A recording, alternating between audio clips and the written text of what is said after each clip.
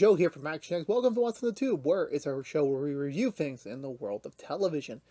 Most times now we are doing episode by episode breakdowns of our usually on-air shows that we are currently watching, and sometimes we are going back to older shows that we have reviewed before on the show and kind of giving more definitive reviews on it. Because at the time we didn't want to triple load things. We wanted to let things breathe, and as time goes on, you revisit things. There's I think honestly there's a review cadence where it's a spoiler free for people that are still not sure if they want to get into the season, and then after years pass, you binge the whole thing because it's all said and done. It kind of gives a different perspective to things, and that's what we're here to talk about today with Nancy Drew, C3. I almost said CW, which also it is CW. I don't know what the heck I was doing there.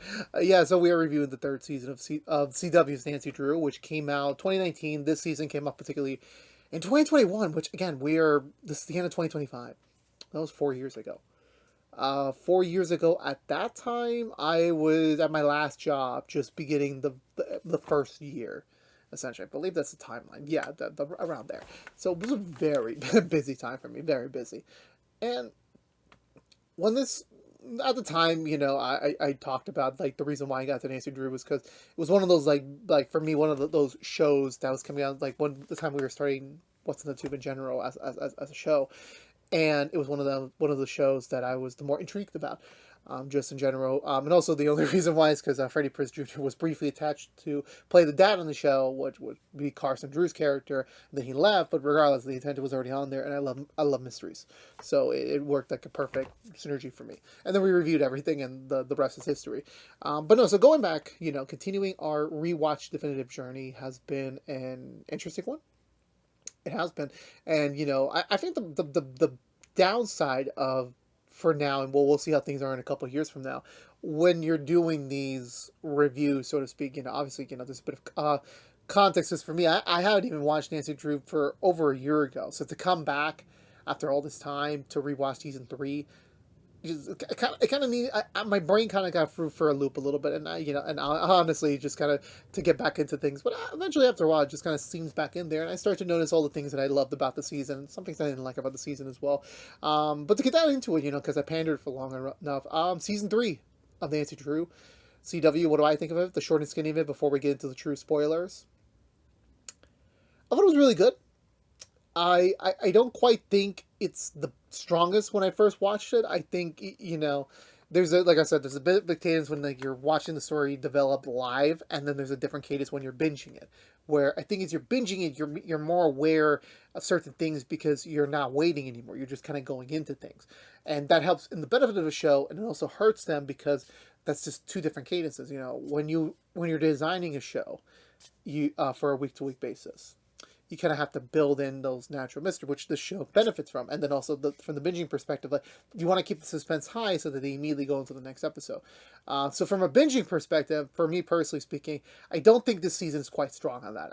It did take me a little while. I usually rank. I do have the personal ranking, which again, this is my review, so I'm being more cordial about it. Where how long did it take me to binge this one?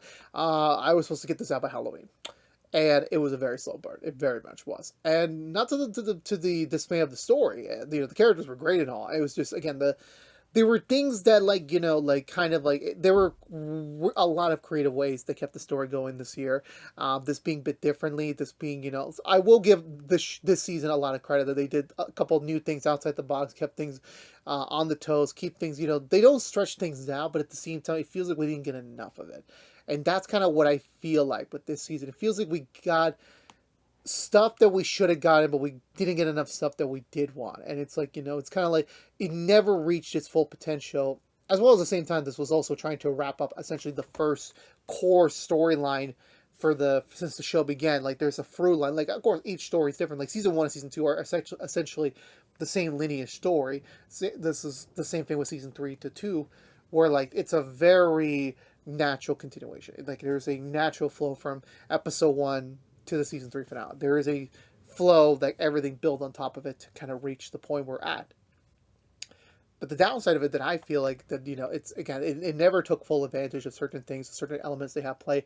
And, I feel like, season two, you can get away with it because like it was the pandemic, they had to not only reshoot in season one episodes to now be season two episodes, they also had to now kind of do a half approach where like, okay, we're gonna finish season one now and then get into season two, but we can't get too much into season two because of course, obviously, that this is kind of how things work. So this season being like, okay, we're now fully done. We're wrapped up on everything. Now we're fully producing everything, fully. So now we're able to kind of, get through as a result. And I think, that kind of, limitates what they were able to present. Where certain things that I liked about season two did not return, and then some things that I did complain about season two did get improved on. But in all honesty, I definitely think this is still another good season of television. I still think the Nancy Drew cast have definitely found their groove this year, especially, this is the season where I feel like, yeah, this is not just a Drew crew, it's a family. They're very much caring for each other. Like, it's more believable. But there's other aspects in the story development on the villain side and certain things that I wish we could have got a little bit more of that I think, kind of hindered this season from really being as strong as it can be, in my opinion, so to speak. But again, but for me from the get-go, do I recommend watching the show? Of course, I totally recommend watching the season of Nancy Drew for what it is. You can stream the entirety of it on HBO Max, and you can also buy it on DVD if you want to support the physical media of it. And there you go. You can. I would recommend it. I would say yeah, you should go watch it. I don't say binge it though. I think this is very much one of those like got some free time, got a couple episodes, got a couple hours to watch a few episodes, and just kind of fill up that time slot. It's not in a hurry, not in a hurry whatsoever. But yeah, no, going into it, I want to get to the spoilers. So again, I will be spoiling everything from season three. You haven't seen season three of Nancy Drew yet of the CW edition. Please stop here. I wouldn't want to spoil anything for y'all. So just that's your warning. And with that being said, let's get into it. So, like I said, like my mind space from 2022 to now 2025 is not the same as it was once. It's not. It's definitely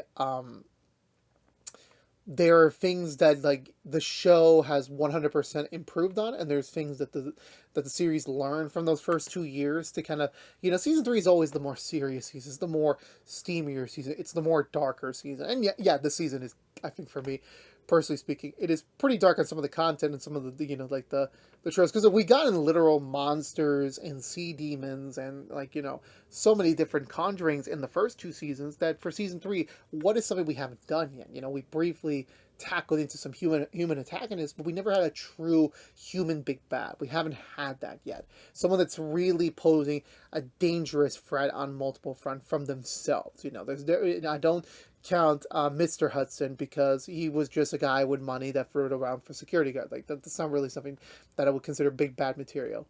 So that's kind of what was the coax for the story, to start a whole new thing, a whole new lid, to give the Drew crew essentially a big challenge, because not only did they have to deal with Temperance this season, the big bad of the season, they also have to deal about the future. And that's kind of what the season focuses on, is the future, where every character is kind of wondering. Season two leaves them in very different, unique places of questioning themselves, like, where do we go next? Where can we go next? What is lies beyond? Because remember, season one, season two are very tight in the timeline. We very much haven't moved very much from that summer. We're now finally in the fall territory of Nancy Drew. But like other than that, we've spent so much time in this very small bubble that obviously after a while you kind of have to think, what is life after this? They saved the town at least a few times already.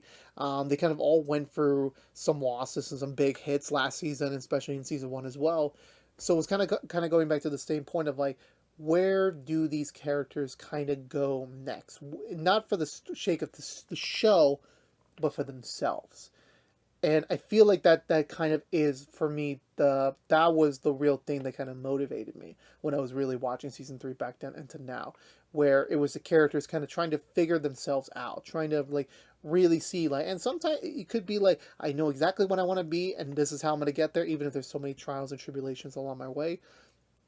And then there's the other perspective where the characters believe they know what they're doing, and then they have to go on a different path, even if it hurts them, and that's kind of like just how life is, especially these guys are still 19, 20, 21 at most.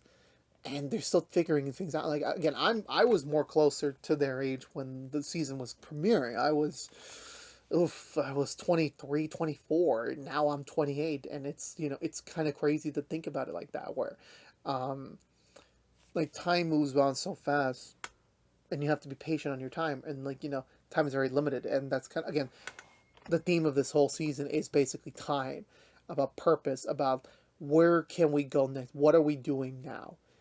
And I think personally for me, that like just in that thematic alone, that definitely carried the season. It really did, and it kind of put some things on its angle, kind of put things on its pedestal, and then at certain points I was like questioning, like, is this really the right path we're gonna do it? We're kind of like really off the path we were kind of thinking about with certain characters. But again, at the end of the day, it's still moving the characters along in an interesting direction that, at least even if it doesn't end up working out so well in terms of how it hits in the quality or how the character reacts as a result, it definitely does give this extra notion to them that they're growing up, they're evolving, they're getting further and further away from the season one version that we saw back in the first episode. But like I said, besides that, from the story complex, we pick up, I believe, a little bit of time after season two wraps up. We're into the fall period now, so we're going into the more colder weather properly, which I do believe they were still wearing winter clothes in that time in the first two seasons. So I'm just like, okay, so I mean, I've never been to Maine before. I do have plans to visit at some point in the future, but I don't. Oh no, I have been to Maine, but not Boston's in Maine. I forget. I really forget. Anyway, um, and of course, it's been some time since the last big thing they had to deal with, which on top of my head I cannot remember, to be completely honest with you, because that's what I said. Is that I believe they already solved the Aglaria.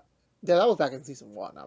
I'm into way different territory, but like, yeah, so they finished that up, and while they were finishing that up, they managed to give a relative of Nancy and Ryan's another chance at her plans, giving her youth back to kind of enact her new plans for her own purposes that sadly would put Horseshoe Bay dead square in it, and they have to combat it, as well as dealing with a brand new supernatural entity that is taking hearts away from people. So definitely a lot of things in the pipeline there, a lot of things in the pipeline there. But to be surprisingly enough, like I said, they do find creative ways to kind of be able to continue where they once was, to be able to progress. And what I mean by that is that when you do a lot of supernatural threats, it kind of weighs on you, like, okay, what more they can do? Because obviously we had a whole nother show called Supernatural that we had for 15 years. I'm like, eventually after a while, there's only so much creativity room in that spin.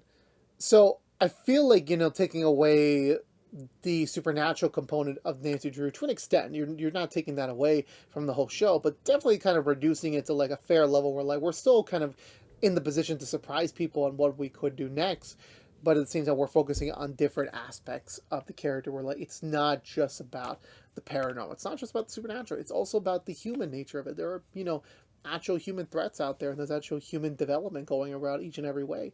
And I think sometimes that even is more compelling than like seeing a new spirit or a new monster attack Horseshoe, because there's only so much you can do after a certain point. There really is. Um, but to go to the character specifically, we'll start with the big bad Temperance, which I think I alluded to this at the top, and I'll say it specifically. Temperance is the opposite to me as Damien Dark was in Arrow season 4. Where I mean that is we get a lot of Damien, but not enough of Temperance. I feel like this should have been the season where Temperance is a human character. We don't need to, necessarily hide her, every, of course, obviously, between budgeting and stuff, but like you gotta plan this sort of thing, every season on the CW specific has always had that one season that like the villain was constantly in your face. They were always there, reminding you that, hey, I am here, I will be your nuisance, whether it works out or not in the quality, I'm here. And considering the fact, again, like when we were doing season 1, season 2, obviously I completely understand why they took breaks on them, because in terms of money, it's a lot for VFX. It's a lot. But when you have a physically human, antagonist, you could do so much more with it. And not to say that's not enough. I don't want to hear people. I know what people are going to say. Like, we got a lot of her this season. We did, but I wanted to see more of her because there was a lot of like like again, and I get when you're doing a 13 episode season, there's not you can't always focus on the big bad. I totally understand that. It's just they had a rare advantage with this season to be the first one. Like, we're actually going to have a human big bad. We're going to have Nancy have like essentially a direct rival, and like her presence kind of affects everyone in the group. And that would have been a very perfect opportunity to really kind of nail it down home that this is Nancy's adversary, which again she still does. It's just they're missing a little bit more to clinch it for me. I think she's a great villain, but we need a little bit more time with her, just a little bit more, maybe like an extra episode worth. And again, am I really docking the season for that? No, but I'm just stating like that again. You have a human antagonist, and you could have done even more with them had you just given them a little bit more screen time. Again, what they had already done in the show already was already great, and I really enjoyed the performance and her entire backstory, and her what drives her character is just at the end of the day, it kind of it's a little shrewd.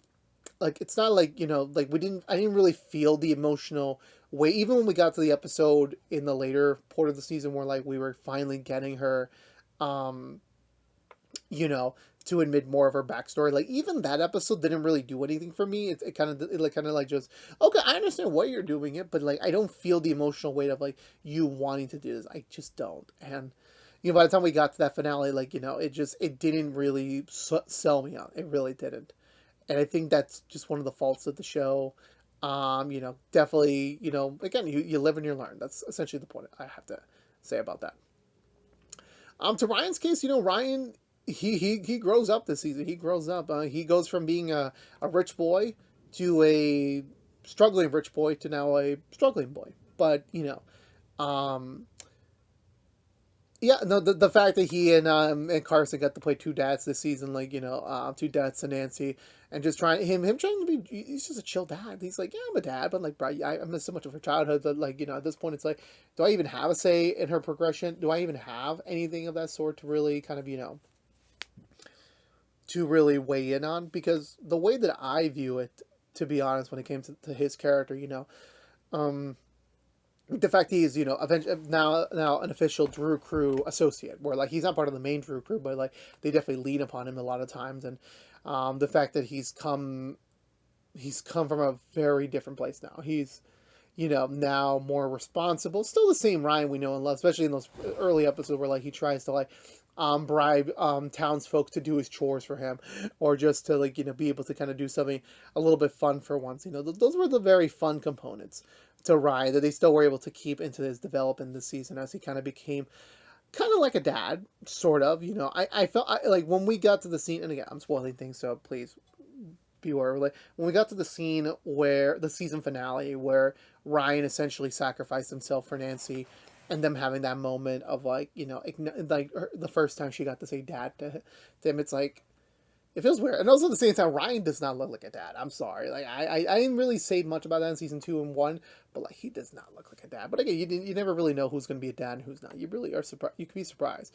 Um, but yeah, but no, regardless of that, it just for him it was just the one thing that that was going for him was like essentially that, and then him kind of like becoming a little bit more of a relic hunter, him having more of a side hobby now that we'll pick up more on when we get to season 4 and all. But like, but besides that, for the moment, it was just like something that definitively kind of kept him going. And even if we didn't get to see much of him, he was always now focusing on the little guys. Now he was always like now focusing on like the actual town, its people, and doing it all to show Nancy that he's not just a rich boy that's broke. He's a rich boy that is broke, but he is a dad. He is an adult, and he's doing the legwork, even if it takes him a little longer, to be able to kind of prove to Nancy that, hey, I am dad material as well, not just Carson. And that even takes it to Carson. Where for this year, I think of all the characters, I feel like he got a little bit of the short end of the stick. Him just still kind of playing the supportive, adopted dad role again, but like not to the extent that it was during season 2, where Nancy was essentially ghosting him and kind of like being a little tied to the tether on that. It seemed like these two really found their stride this season, and Carson was like, "Oh no, that's great." And like internally, he's like, "Okay, well, Nancy's off doing so many different things that like I think it's time for me to move on and like keep up because he's a young dude. I think context was he's in like what late 20s, late not late 20s, late 40s, early 50s, mid 40s. Let's say that much. So he definitely has avenues to play still left in his life. And him getting a love interest was, like, I won't say it's kind of like the easiest way to kind of keep a character going. It's like, okay, we wrap up their original development, we wrapped up their secondary development. What do we do next with the character? And it's like, let's give him a girlfriend. And I'm like, okay, yeah. Well, at least they kind of, shook it up a little bit, giving him a lawyer girlfriend, so that at least they have, like, more different things to fight about the new traditional couple stuff. So it does definitely make things a little bit more interesting than not. And then having to wrestle with the fact that, this is the first time he's actually going to be more transparent about having a relationship post Nancy's surgical mom dying. That it's still an adjustment, that she should still have a say in it, even though that Nancy was like, no, like that's your life, like you're an adult, you raised me, and your job is done, and now I'm off doing my thing, and you should be totally fine to be able to kind of explore things on your own too. And I feel like that, just that alone is like, for him and Nancy, they kind of reached that pinnacle where when we wrap up the show properly for the season, and when they're at they're launching the business, you get to see Nancy really confiding in Carson, where like, even if Ryan's her real dad, Carson is really her dad, and the fact that even after all this time, she still views him as the person that, if all else fails, she can just go to him, and he will be there for her. And I really finally get the soulmate on the dad daughter relationship between them. Truly, it took 3 years, but they got there. They finally got there. And that leads into now to the proper Drew crew itself, and I want to start with Bess. I Bess has always been like that character. She's her life's a tragedy. We talked about that for season 1 and season 2, and I feel like she was finally done letting the tragedy define her, and then just having her like, I don't have to always follow a legacy. I can start my own legacy, and then like her being more tied into the big bad this year, with her trying to also kind of get into what the paranormal by her getting involved in it, learning a lot from Temperance to be able to kind of be essentially a real force for the team. And, that they do have a true supernatural component to them that they weren't able to before, and I think as a result of that, I think it was great to see that for her, to finally she was finally in the place where she wasn't in tragedy. She definitely was the person that, she's ready to help, she's ready to give, and she still had a couple more things to do. She had to fully lose Odette. She still had a very shaky road in romance again. She definitely was being very overprotective, but at the end of the day, she wanted to showcase to everyone that she also is a force to reckon with. George is the strong one. Nick is the financial backer. Nancy's the face. Well, no, Nancy's the smarty plant, and Ace is the face. That she had to be something else as well, and this is definitely was something that she definitely needed. She fought for it and tried all of her best to be an ally to everyone else, to be able to kind of assist everyone, and kind of allow them to be able um, to be better and to fight stronger together, now dealing with more of a direct approach with the supernatural. And I think for Bess especially, now they nailed her, and I give shout out to the actress for like really bringing in, and it was, again, great development on that one, great development on Bess. um, Going into to Nick, where Nick had a bit of a slow burn. Obviously Nick and George not tied to the hip per se, but obviously we're gonna save George for later. But them in in the first half, going through like their prospective wedding, getting married, because George is on a bit of a time clock because Odette's kind of taking her life force away, and then finding out there was a way to kind of separate it, and Nick kind of really was on like it's sort of like the Woody from Toy Story 4, where Woody preoccupies himself with everyone else's problems but himself. And that's kind of where Nick is at, where Nick is doing everything on earth to do anything but tackle himself. And that doesn't really kick into the second half, where Nick realizes that one of his biggest planned purposes for the next decade was to just be a husband to George was gone, because he would have had way more time with George, but wasn't exactly what he was thinking of, because he just assumed like, okay, well, I'm going to do this with George, and then obviously when she passes, then I'm going to be able to keep doing something else. And that kind of put into perspective that, he wasn't going to be fully needed in George's life anymore, because George was on a timetable. She couldn't waste that much time doing certain things. Um, and I feel like that's a stage that some men, when they're in like relationships that they believe could be the one, where I think they kind of get hit the hardest the most, when you realize that like it's not quite there yet. I use the thing from How I Met Your Mother from season 8, I believe. It was a, I can't pronounce it. I can't, but it's like it's the thing you want, but quite not what it is. I do believe Nick and George do love each other, and I do believe Nick does love her, but he has so much issues. Again, he's been holding certain things back since the first season, and all he's been able to do is just throw himself into the work, throw himself into helping Nancy out, throwing himself to helping dozens of projects around the community, that for him, he hasn't had time to sit down and think about, what are my problems? What do I still have to work on? I have not been back to Florida since everything happened with the trial. I haven't seen my parents. I haven't seen these people, the people I cherish the most, in a long time. Because why? Why am I afraid to go in there? Those are things that, as the latter half of the season developed, that's things that he's weighing in on himself. Because, I guess when you have less that you thought you had to do, you have more time to think, and you have more time to kind of, really think about exactly what about you still needs improvement. And, Nick doesn't have all the answers, but it's identifying the answers is a start. And him wanting to work on it by the time we end season 3 was, obviously the right send off for him to do, ending his season 3 development. Again, not in the place he was expected to be by this point, but definitely the place that he needs to go to be a better person. And then going into George, where I think of all the 5, I think George is probably the one that's a bit more of the tragedy, where, like, again, obviously she was kind of being sentenced to death, or at least being told that, oh, you have a very short lifespan now. Odette is essentially leeching off you. You only have an X amount of years left, and then her wanting to make the best of it, just marrying Nick.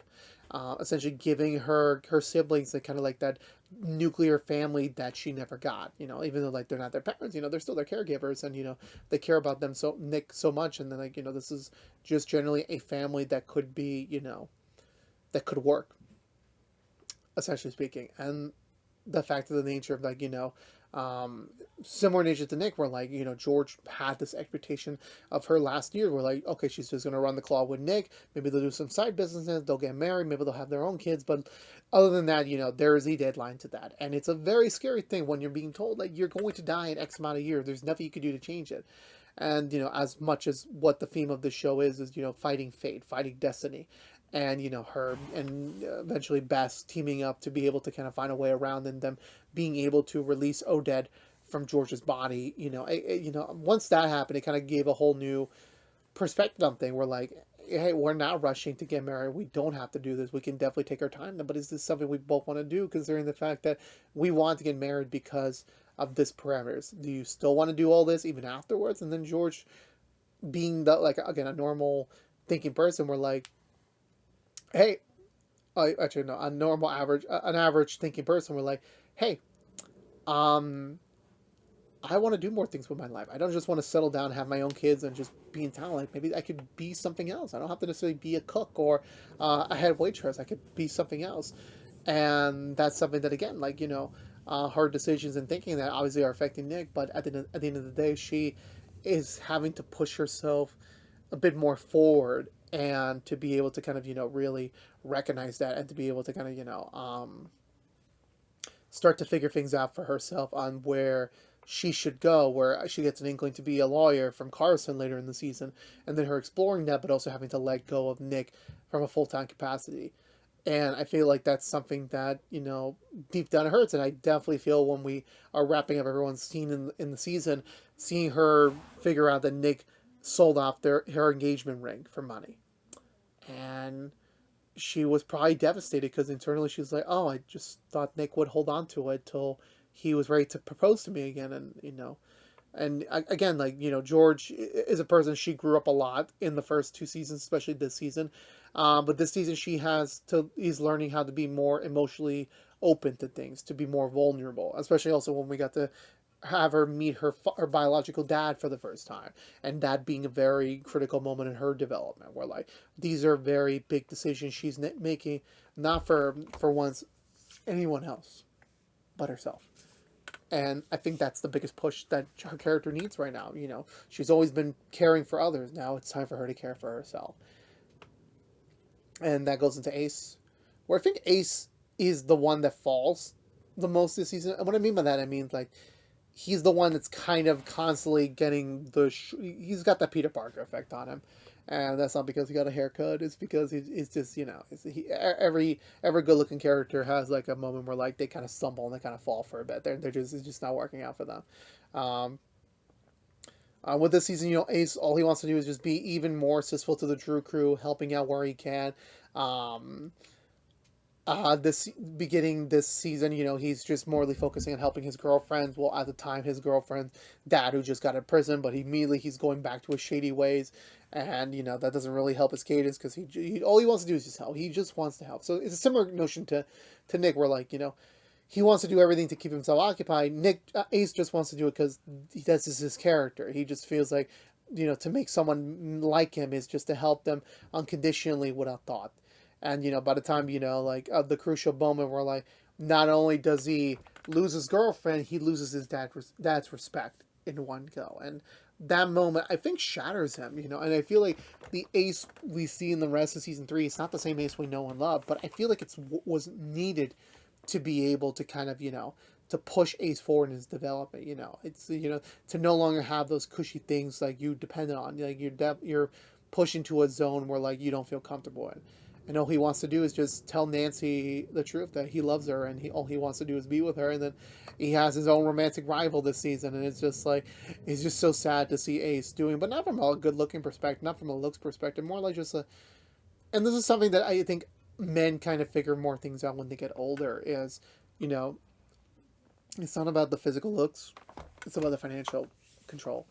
It's about just making sure that you're financially sound to provide for your partner, to provide for the person you love, to showcase them that they're someone that they can look to as like, I am safe with this person. I will be able to figure this out with them. And, and then they're going to help me out along the way, and they're going to be a support system for me. And, Ace has to wrestle with it. It's, again, the Peter Parker from Spider-Man 2 effect. It's just him doubting himself, him wanting to say it, but just being scared, like, what are the ramifications? What's going to happen next? And, for him, I definitely believe that he goes through it a lot, and I really feel sorry for him. I really, really do. By the time we end season 3, where Nancy tells him no, but not because she doesn't want to be with him, but just to protect him, to keep him safe, it's something that he really goes for it. And obviously it kind of changes his whole outlook, that obviously anyone that goes through that is going to be a different person, because the things they expected out of someone else just isn't in the cards. And for him, he's gonna kind of just left alone to a result, like kind of the isolation effect that is going to start seeping in on him as a result. And that leads lastly to Nancy herself. I think Kennedy does another good job with the character. Not much really to do on her own personal development for her. It's more of like I said, the whole theme of this season is about the future, about what comes next. And like, after staying in Horseshoe Bay past the time she usually is supposed to head out into the world to do something else, now realizing that, yeah, I mean, should I go back on that? Should I go do something else? And like, there's a lot of variables at play here. It's not just as simple as like just being Horseshoe Bay's, residential, non-authoritative investigator. There's other things she could do. Going back to her dream idea to go to NYU, her, or Princeton. Was it Princeton? I forgot what school it was. But essentially, to be able to finally progress in her life and figure out what is next for her. And again, like similar to Ace and Nick, where like she kind of throws herself into the work to kind of take her mind off it, where she doesn't get what she wants, and she sadly does have to stay in town and trying to make it the best of it, because that's not really her. She doesn't really have any other options, so to speak, and it kind of does hurt her as a result.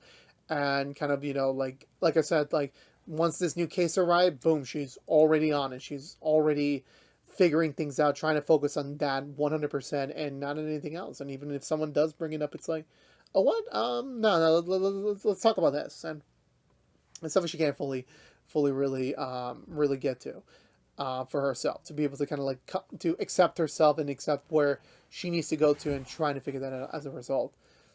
Um, and then when you again dealing with temperance, again being a different sort of attack, and we're like, it is a human attack, and it's someone like you can't trust. But at the same time, can I trust him?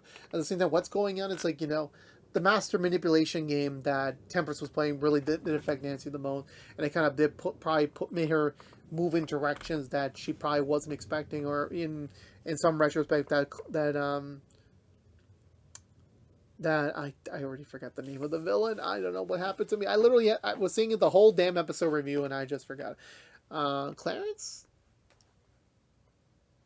Clara? I can't remember. Clarice? I can't remember anymore. But yeah, but so like doing all that, I think that my only real critique with Nancy's character this year is just, again, the second time in a row that you're going after a good looking law enforcement official. Like, it's just like, do you have a type?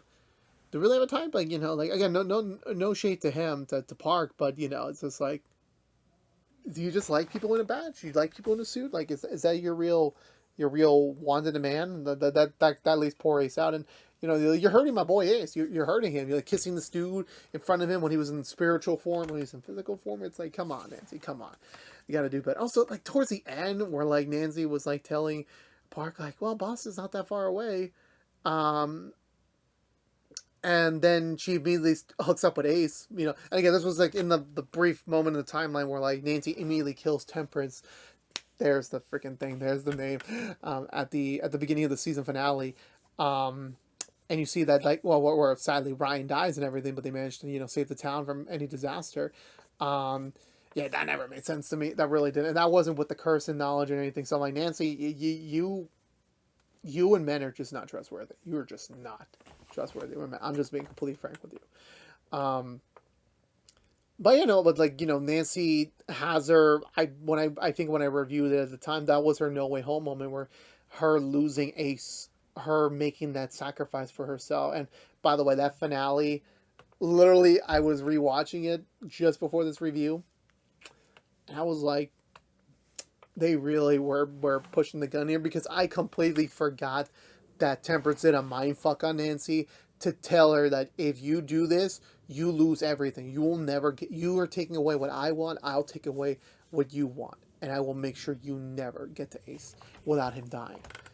So the fact that she has to sacrifice him and then kind of let everyone else kind of go on their ways, by the end of it, Bess becomes the new lead of the Historic Society. George is still being George, but like definitely now going to pursue the lawyer track, and then Nick doubling down on his resources to Horseshoe Bay. Everyone's kind of doing their own thing, and Nancy's essentially back to being solo, being a solo entity, and I think that was a direction, and I really, not to give too much, future spoilers away, but definitely would have been something I would have loved to keep going as a result. But again, sadly, it's just not the case there. But regardless of that, I still think the character was done well done.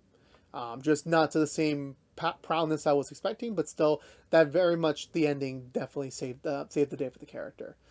But yeah, no, for me, again, like I said before, I think the characters were mainly my driving force this year. Would have wanted a little bit more Temperance, but at the end of the day, the fact is we got to play a little meta with the universe.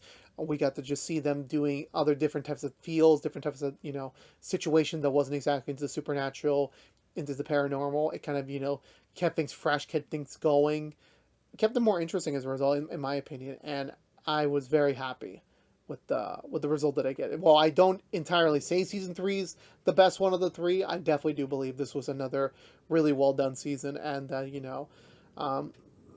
it wrapped things up for the crew from the first act's perspective. And again, season 4 was like a very mini epilogue by this point. But regardless, I was satisfied with season 3. I very much was, and I look forward to the day where I get to rewatch it.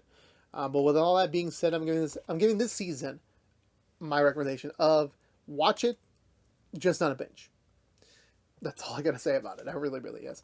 Like I said before, you can binge the entirety of the third season of Nancy Drew on HBO Max, and you can pick up the official DVD to own it on physical media. But let me know down below, what did you think of the third season of Nancy Drew? Did you love it? Did you like it? Did you hate it? Let me know down below. We'll have to have a conversation with you about it. All hands off, all gloves off on this interval. But yeah, that's gonna do it for me for today, everyone. So if you're unaware, this has been Joe here from ActionX, with What's in the Two, reviewing the third season of Nancy Drew. If you want to know what we're doing normally, What's in the Two, besides these seasonal reviews, we're usually doing Madlog episode reviews each and every week. Coming up, we have a Walker season 2 review for your consumption as well, so stay tuned for that. And we also do After the Theater, where it's our movie review series, so stay tuned for all that. But again, thank you so much for watching again. For the I got nothing for that. I don't know what I was trying to go with that. Thank you so much for watching. Please subscribe if you haven't yet. Like, favorite, share if you want to. Ring that bell and follow us on social media for more. But until we see each other again, thank you so much for watching. We will be back next year with our definitive season 4 review. Or if you are from the future, go click on it. I wonder how that Joe's doing. God, let me not think about that. Again, thank you so much again. Please stay safe out there. Be good to each other. And as always, peace out.